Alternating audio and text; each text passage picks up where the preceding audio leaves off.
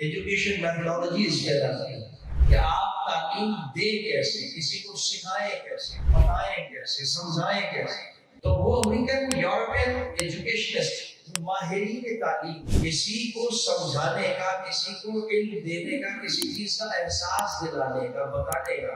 کوئی بھی سامنے والا بیٹھا ہوا ہے، سائل ہے، طالب علم ہے، علم حاصل کرنے آیا ہے، سمجھنا چاہتا ہے، تو انہوں نے اس کا بہترین طریقہ یہ ہوتا ہے کہ اس سامنے والے سے اس شے کے بارے میں سوال کیا کرو.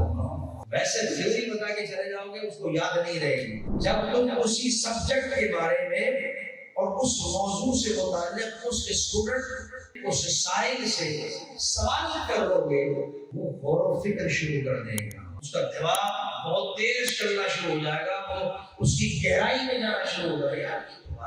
اب نہیں مل رہا ہوتا جواب، اگلا بتایا جائے گا کہ وہی استاد بیٹھا سمجھائے، تو جو جواب اب اس کو اتنے کوشش کرنے کے بعد بھی نہیں آیا، یا اس نے دیا کتنی محنت کرنے کے بعد، تو ساری زندگی اس کا دماغ یاد رکھے گا کہ اس مقام پر مجھ سے بات پوچھی گئی اتنے لوگوں کو.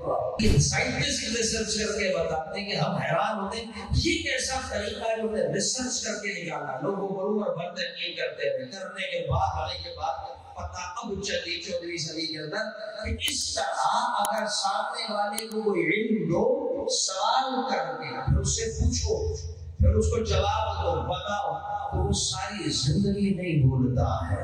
وہ آج پہنچ رہے ہیں مصطفیٰ اس طریقے کو اپنا کلام 1400 سال پہلے بیان کیا.